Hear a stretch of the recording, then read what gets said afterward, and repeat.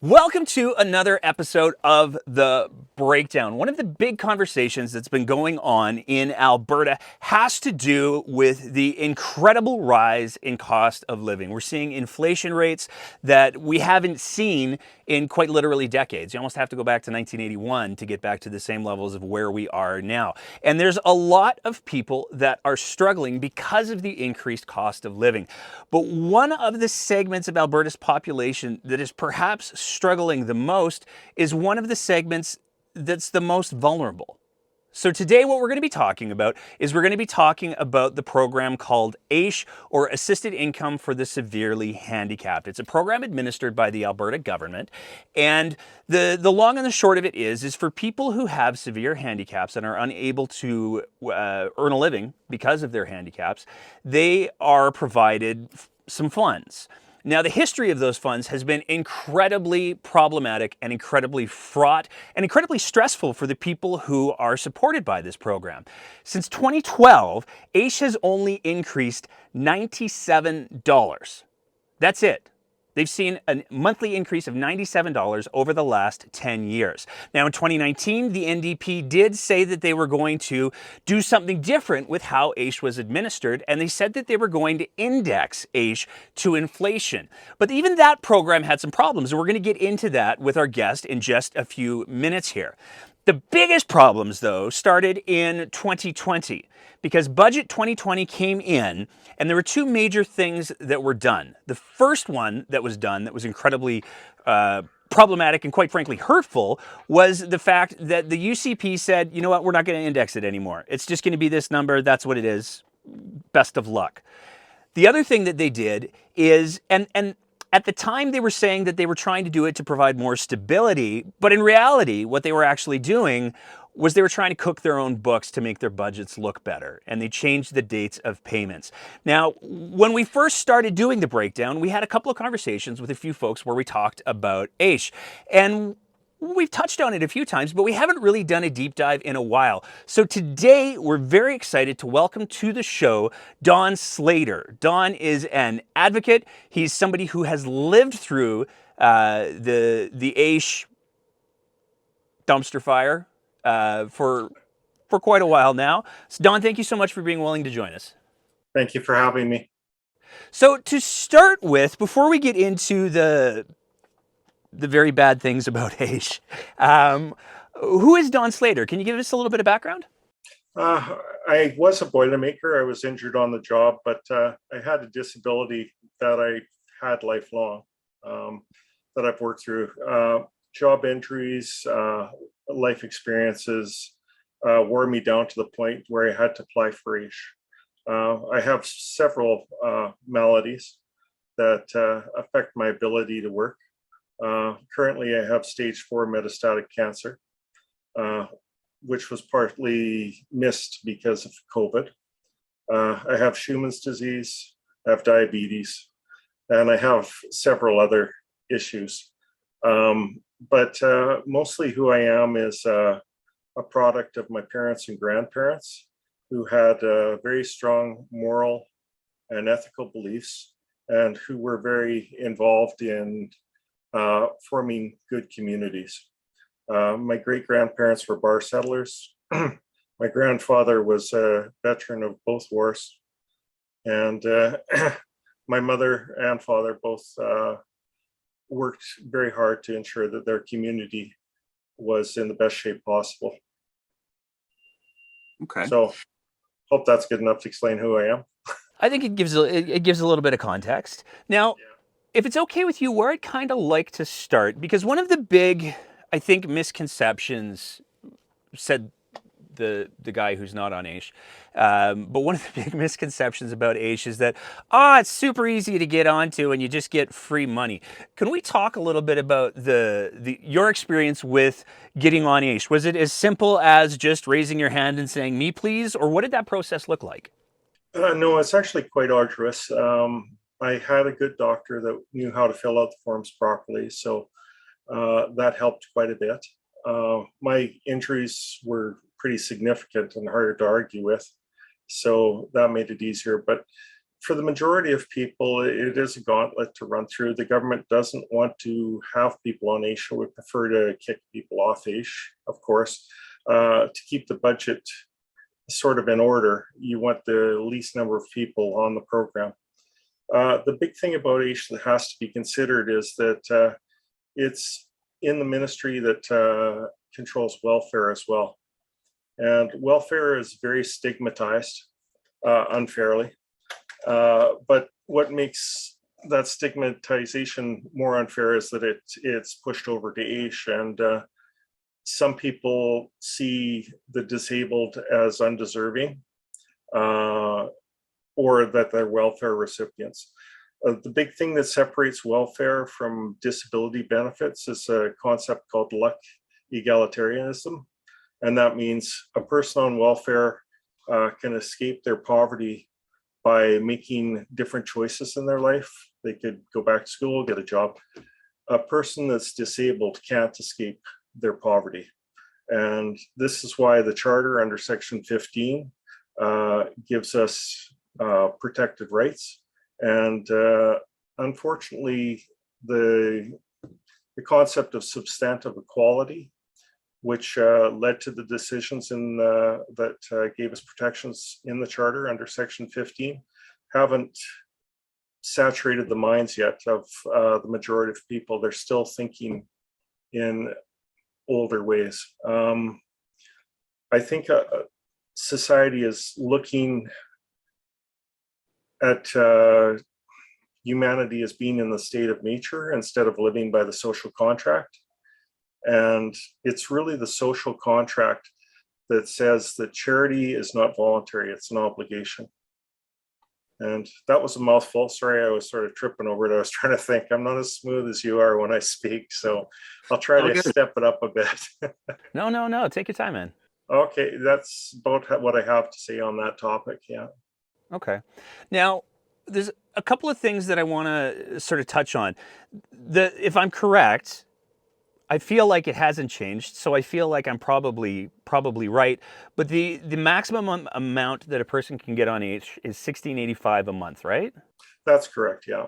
Okay, and that works out to being $20,000, $220 a year, which is, depending on whose definitions you uses, the poverty line starts at $25,000, give or take, depending on the month that you look at it. So, I mean, I could be wrong, but it seems like what the government is providing for people who require higher levels of support is actually below the poverty line. Is that right? It is. We're living in absolute poverty, which means that we trade off one thing we need for another thing we need. A lot of people are going into debt. They trade rent for food, utilities for food. They often have to rely on charity, like the food bank, to get by. When Kenny said de-indexing AISH would not be onerous, that it was onerous. At the time, AISH was about $170 under the poverty line, but because of inflation, like you say, we're now about $3,000 to $4,000 per year under that poverty line. It's just de-indexing during a time of rapid inflation was certainly onerous. Another thing Kenny says is AISH is most generous, and I'm left to think it's actually least cheap would be a better term, because if it's most generous here, it just means God, it's horrible everywhere else. I think I'd like to give credit to Ed Stelmach, because he did get the ball rolling on the $400 raise that was given to us back in 2012, I believe.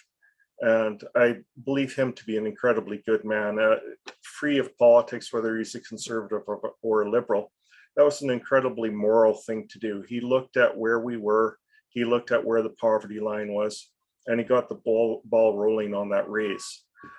Conservatives and members of the Conservative Party should really be pointing to that as a source of pride, instead of playing with words and saying things like most generous.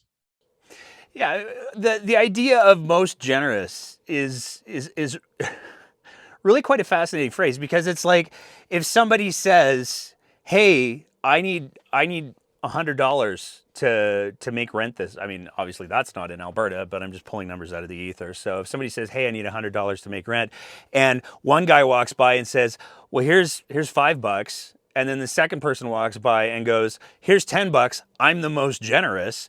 There's still an $85 gap that leaves that person screwed, for lack of more generosity, I guess. Yeah. Well, and again, this comes into the concept that charity is an obligation, not voluntary. And if you go to the social contract, uh, before we had a social contract, everybody was allowed to take anything they wanted from anybody else. We could rob, we could steal, we could murder, everything was fair game.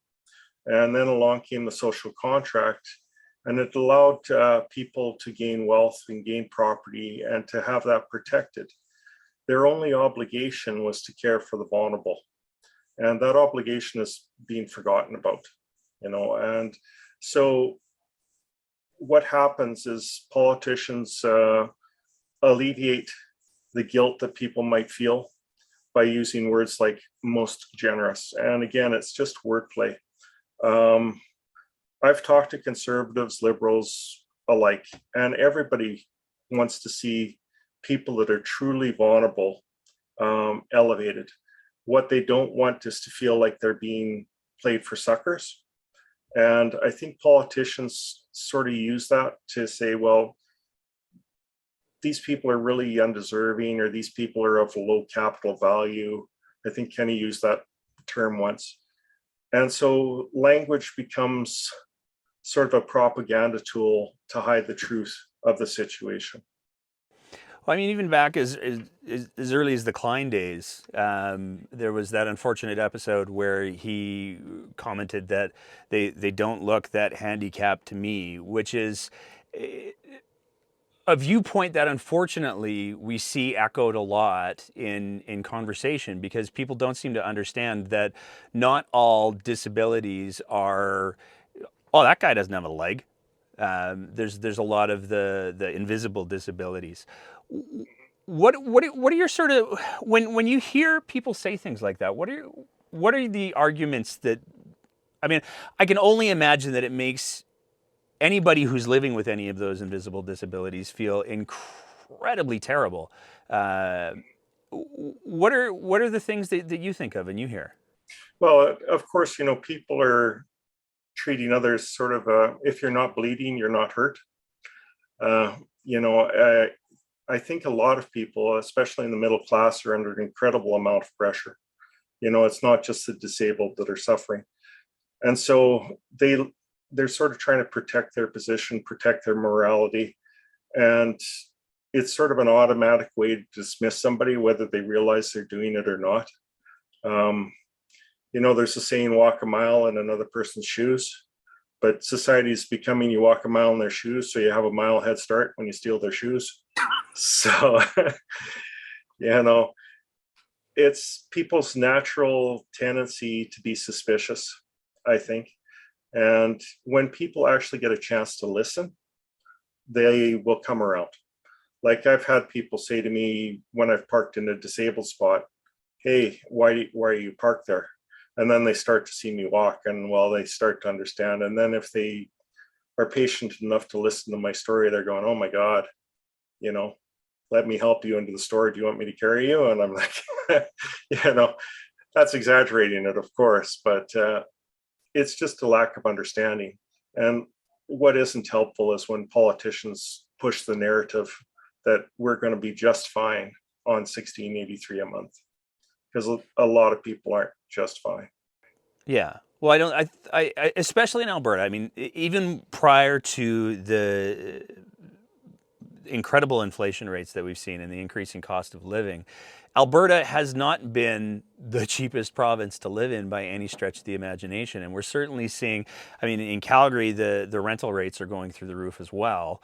1685, there's a lot of, like, that's maybe an apartment in a lot of places. Yeah, it is. You know, there's a 30% rule for rent. And if we lived by that 30% rule, it should be up to $3,000 a month. You know, we can get into corporate landlords and all the pressure that's being put on society.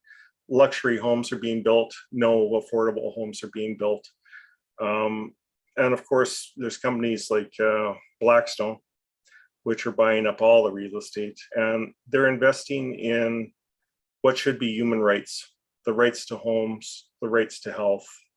And this is putting a lot of pressure on everybody. And I do sympathize with the entire community. But the most vulnerable are the people that really need to be cared for, because if you can't care for the most vulnerable, that sort of filters up on what happens to the rest of society. Yeah. I'm sort of going off on little tangents here all the time, but I've got a lot of thoughts in my head. Yeah. That's very much what we do here. You talked earlier about sort of the social contract, the moral imperative of charity. And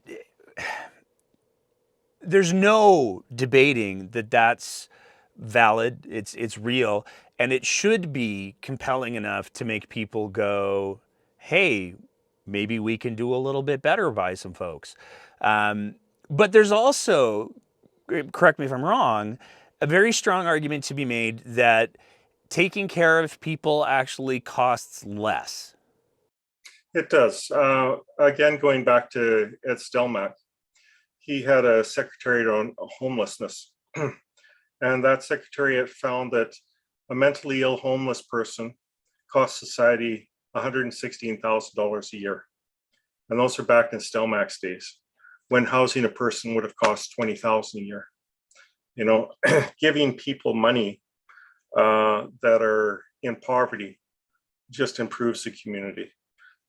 They spend in that community, they're responsible citizens, they contribute in every way they can. When you disenfranchise a person, they'll often participate in their own economy.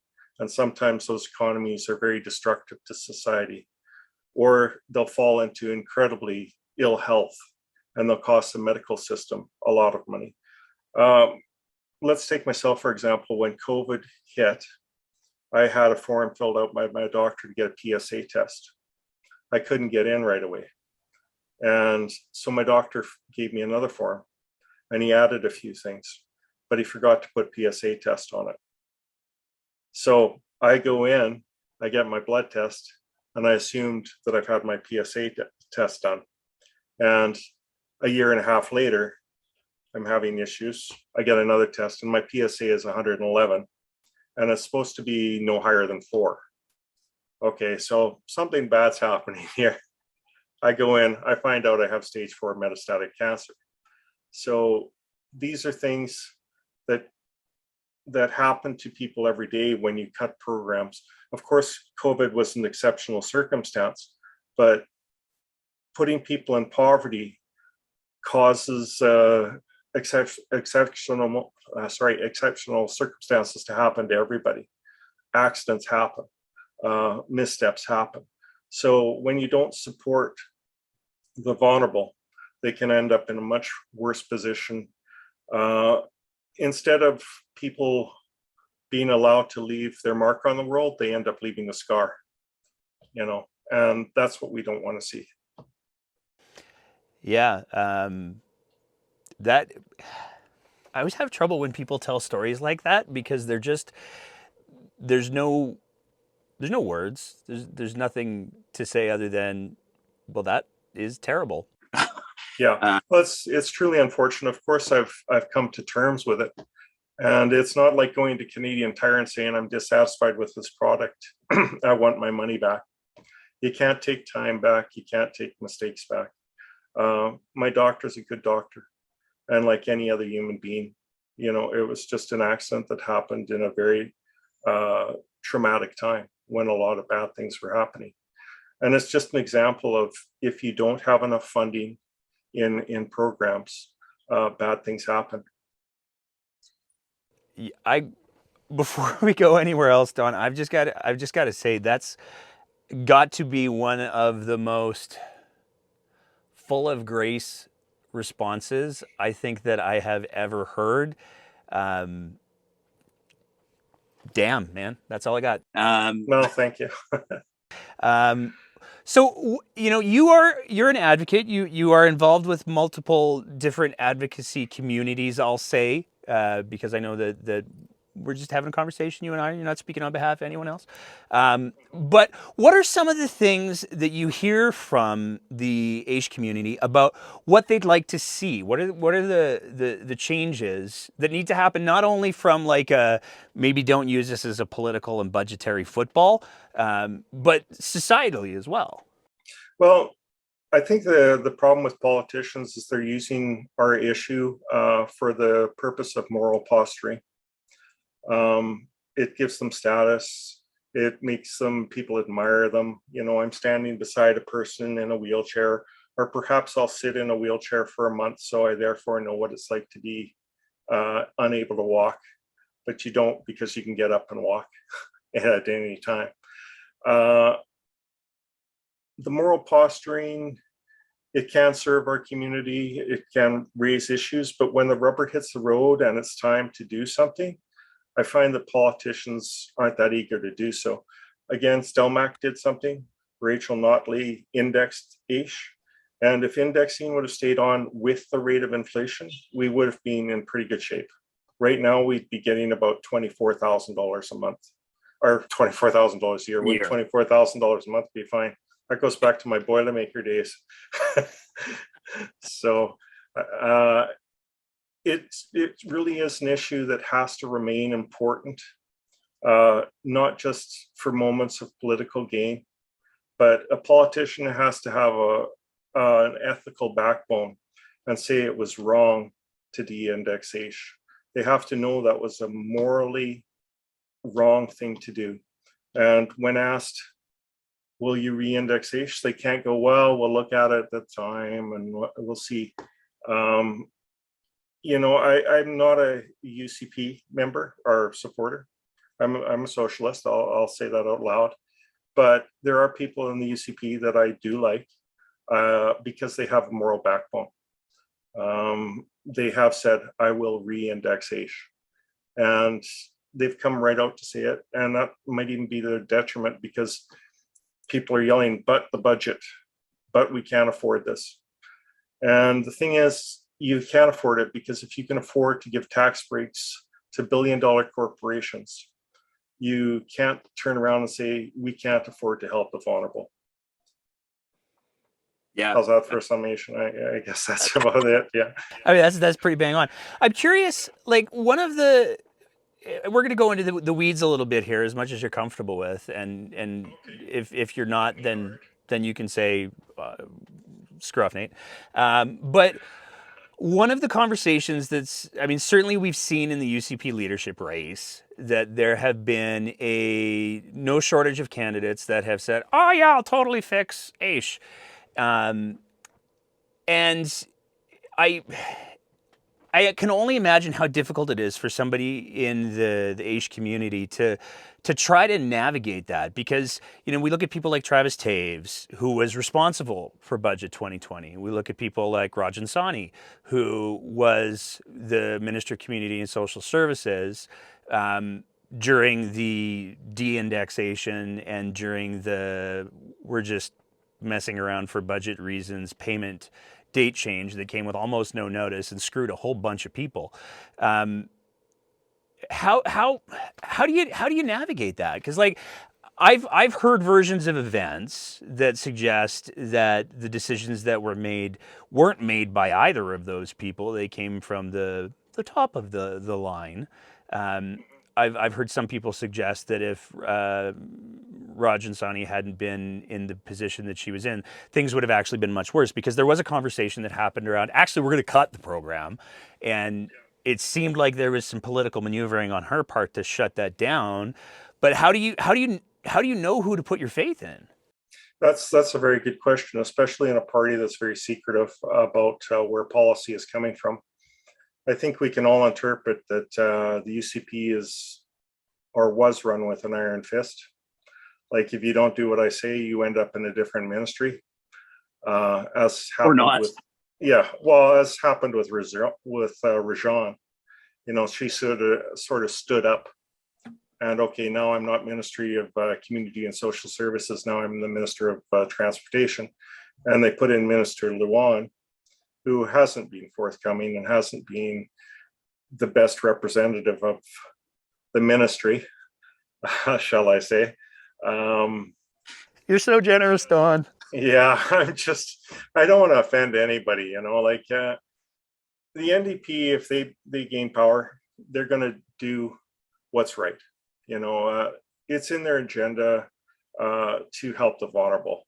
They call themselves the party that helps the vulnerable. So all vulnerable people tend to park themselves under their umbrella. The UCP is the party I want to change. I don't need to change a party I agree with. I need to change the party that could potentially do my community damage. So I do try to use perhaps flowery speech, and I soften my words. I could be screaming in outrage about the things that have happened, but I just want people on the right to consider that they have the same moral foundations as every other human being, and that's caring and fairness. And in today's world, it's getting so hard for so many people. People are scared of scarcity. They're afraid of their tomorrows, that they're just trying to push for continual progress and they forget about the vulnerable.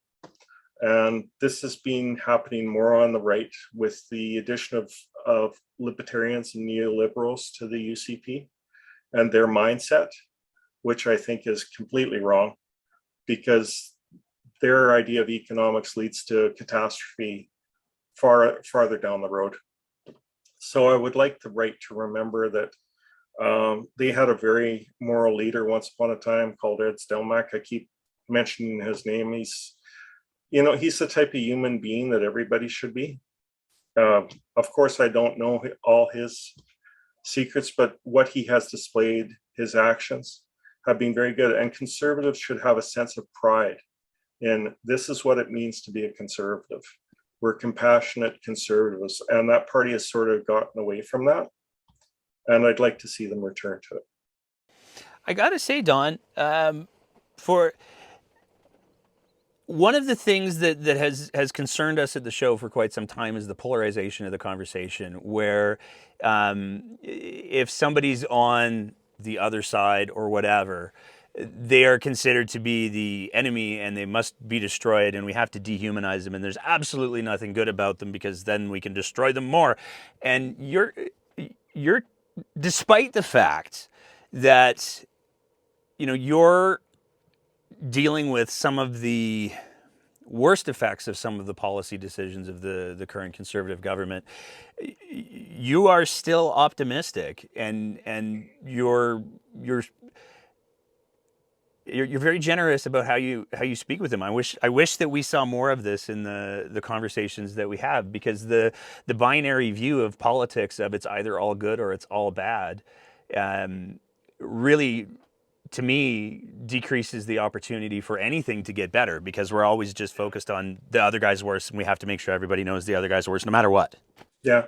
Well, I think when you think that you're morally correct, then anything an opponent does is morally incorrect, so that you can do anything you want to them. I got myself into trouble with members of the left because I was reaching out to members of the right. I was defending people that were on the opposite side from attacks that were unfair. And so I was subjected to attacks. I became the enemy, even though I was maybe this much off the line of the left.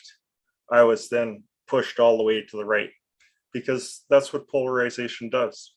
And you could blame Facebook and the rest of social media for creating this environment.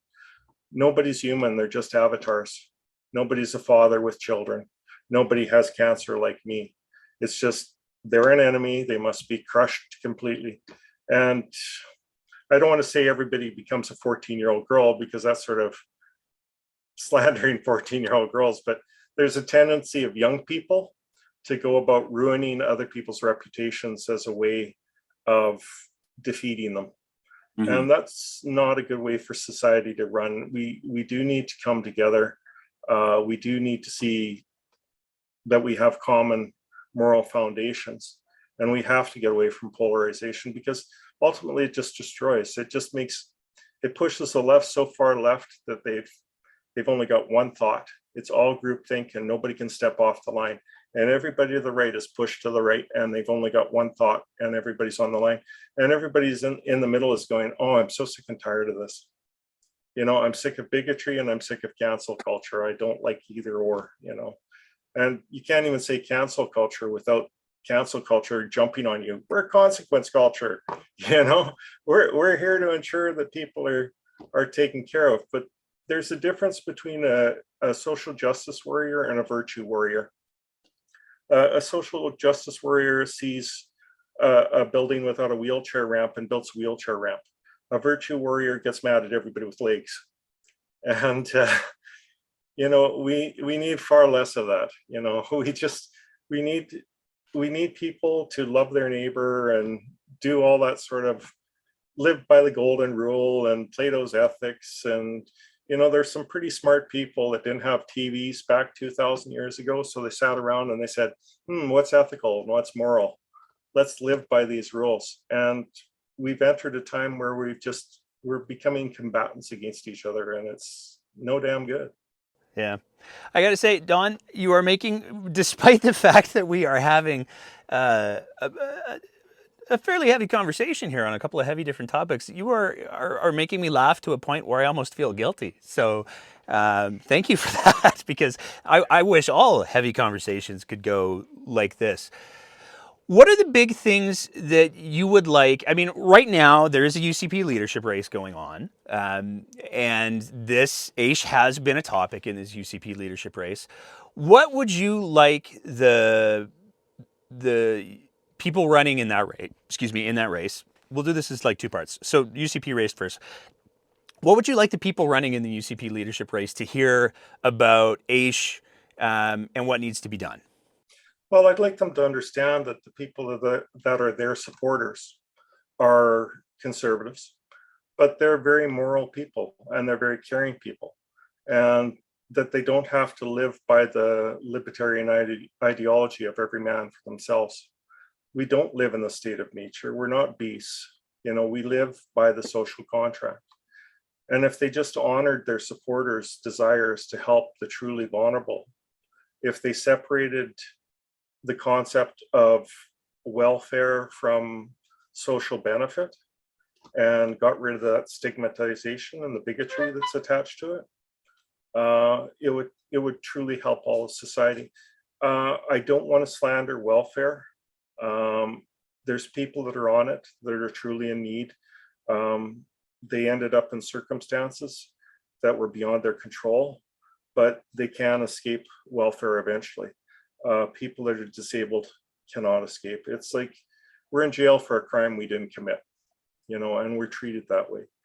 And I would just like all UCP politicians to understand that their supporters do believe in moral and ethical conduct, and to represent their community that way and not fall into this, we have to save every dollar so that we can give corporations bigger tax breaks so that society can get ahead and we can live in a trickle-down economy where everything's just rosy. Everybody will benefit from the pennies falling from heaven.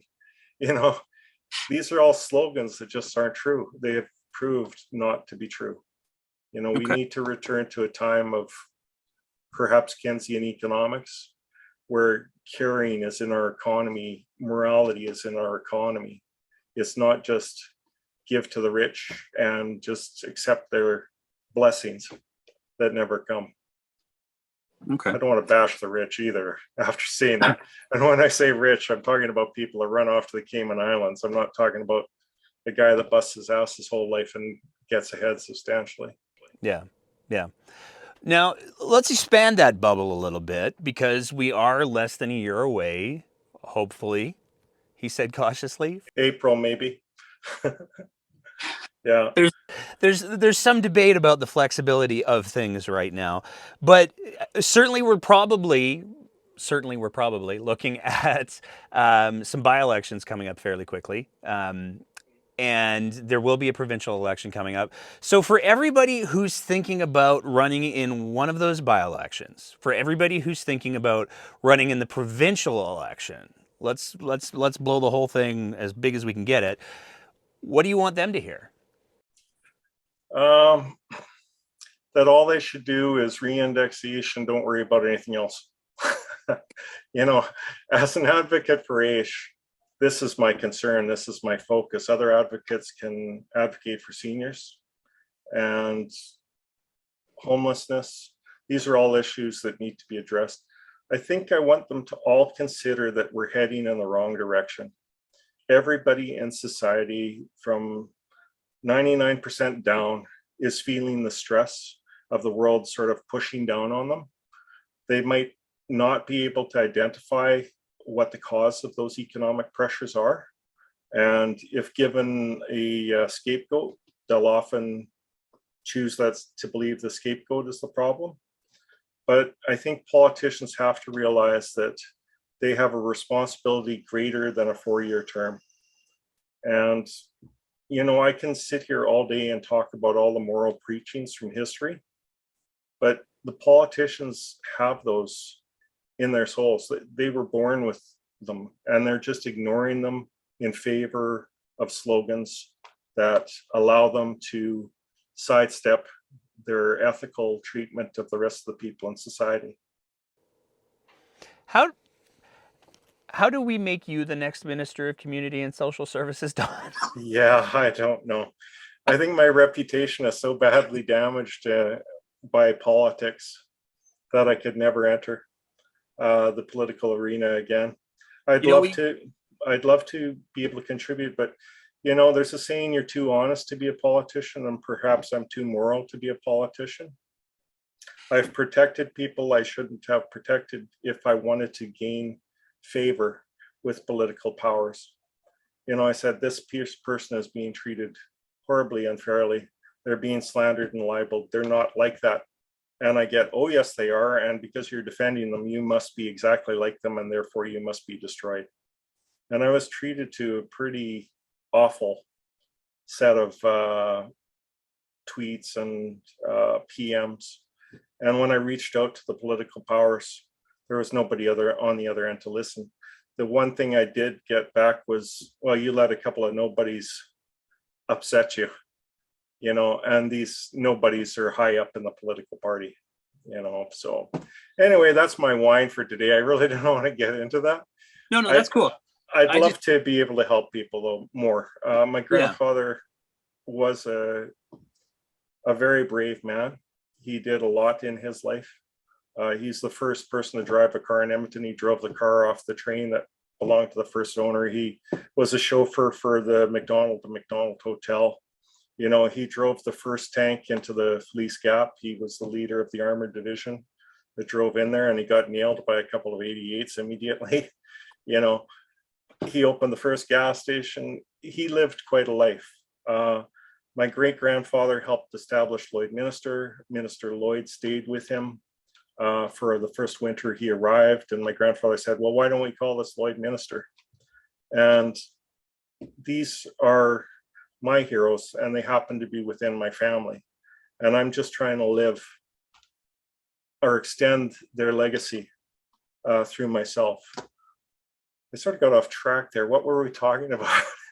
Well, I was just working my way towards pointing out that the current front runner in the UCP leadership race said quite publicly less than a year ago that she was unelectable. So yeah, well, that's Danielle Smith you're talking about? Yeah. Well, she does everything she can to make that come true. You know, her cancer comment was definitely a foot in the mouth moment. I don't know a lot about Danielle Smith, and I hope that she stays away from the libertarian ideology. I mean, if I was to select somebody, I'd probably be more in favor of Taves. You know, I think that he's perhaps a closeted Ed Stelmach. I'm hoping that he has that morality. You know, when he says things like Alberta needs a PST, which we do, to get off the boom and bust cycle, when he says I'm in favor of refunding AISH, these are words that I like to hear. You know, so of course I like Rajan an incredible amount, but I don't know if she's so far outside the opportunity to become leader that there's really any hope for her. But you know, if you could select the most moral person, but everybody chooses who they believe in. We all get the government we deserve. Yeah. Well, and that is the great curse I think that we live under. But is there anything else that you want people to hear? Is there anything else that you'd like people to know? I just want to sort of like open up the floor for you for whatever you've got to say. If it's a really good recipe for, I don't know, flan or chocolate chip cookies, fill your boots. Well, I think people need to understand that Canada's become a nation of substantive equality, and we've moved away from normal equality. And substantive equality has to get into the minds of every person. What substantive equality is that you no longer treat every person the same. You start realizing that they all started from a different point in their life. Some people have had accidents. So if I give a very short person a little tiny ladder and I give a tall person a very tiny ladder, their views are much different, you know, what they can see. And so it's equality of outcome that really matters. And every person in society deserves a foundation that they can take off from. The AISH benefit should be a foundation that achieves a state where I feel like I'm in a state of well-being, you know, and from there I can take off and try to build my life. Perhaps I can go to school, perhaps I can get a little job that I can work 4 hours a week or something like that. When a benefit is too low and you're treating everybody the same, a benefit doesn't become a foundation, it becomes a ceiling, something you can never move beyond. When you're struggling every day just to survive, how can you become more? And so I think it's important for Canadians to consider that we are recently ranked the greatest nation on the planet in a number of ways. And we're the greatest nation because we do have moral and ethical character built within us, you know, and if we just listen to that and do live by that, we'll have a much greater nation going forward, and we won't tumble down into the sort of nation that we see to the south of us, having so many problems and all the social problems that they're developing, where the rich have to gate themselves within communities just to feel safe. That's not the way a society should be. You know, Yeah. love thy neighbor. So, Don, I want to thank you so much for taking the time to chat today. I really sincerely want to thank you for the nuanced, and I'm going to use the word generous way that you've approached a lot of these topics in this conversation, because I really appreciate it. And it,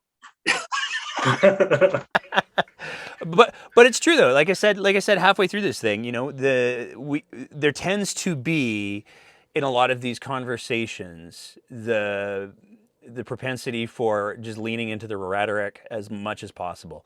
And there are some times, I think, where, you know, one of the big beefs that I think we've seen a lot of people have with the current dynamic inside the legislature is that there is no collaboration between the government and the opposition. And I think that there's probably a lot of people that feel that you get the best results when there is a collaborative relationship and it's not just an exclusive club on one side that gets to make all the decisions. I don't know, maybe at the very least there'd be some better judging of essays. Well, it's about, is our goal to win Parliament or is our goal to help society? yeah. You know, if our goal is to win Parliament, we use behavioral immunity to destroy the other side. Yeah. And if our goal is to help society, we're collaborative. So it's a decision that has to be made, but you know, you got to lose the I got to win at all costs philosophy, I guess. Thank you again so much for your time, Don. I hope you keep in touch. I hope that we see some of the promises that we're seeing made in this UCP leadership race come to fruition. And I would also just throw it out there that they can do better than just de-indexing if they want to. Yeah, well, much better. You know, and it's important that if they do re-index, they re-index from the point that they de-indexed. And I would also like to point out that when they de-indexed, they said this is just a pause until the deficit is paid off. Well, the deficit's paid off. Yeah, we have that $4 billion surplus. Yeah, yeah, and more. You know, the future is bright for Alberta. Make it bright for the vulnerable. Now, Absolutely. Of course, there's going to be 20 things that I remember after this video ends, and I'll have to click my button and send you emails, but yeah, we'll look to that in the future. It's Absolutely. Been a pleasure to be interviewed by you. Thank you very much. You. And if we do see any of those changes, I would love to have you back on to discuss. And if we don't see any of those changes, I would love to have you back on to discuss, because you could probably find me at the legislature if we don't see any of those changes. Well, it's been a while since we did a road trip, so maybe we'll have to. Okay, sounds good. Awesome. Thanks so much, Don. Have a nice day. As always, if you appreciate the kind of content that we're trying to produce here at The Breakdown, we would love it if you swung by our Patreon page at www.patreon.com/thebreakdownab and signed up for a small monthly sponsorship of the work that we're trying to do here. It is because of the support that we receive from our Patreon sponsors that we're able to continually up our game, and it is tremendously appreciated. So I want to throw a big thank you out to them, and you can go ahead and visit that website and join and support us as well, because we need all the help we can get. Thank you so much for your attention. Thank you so much for listening and being part of these important conversations. And we will see you next time on The Breakdown.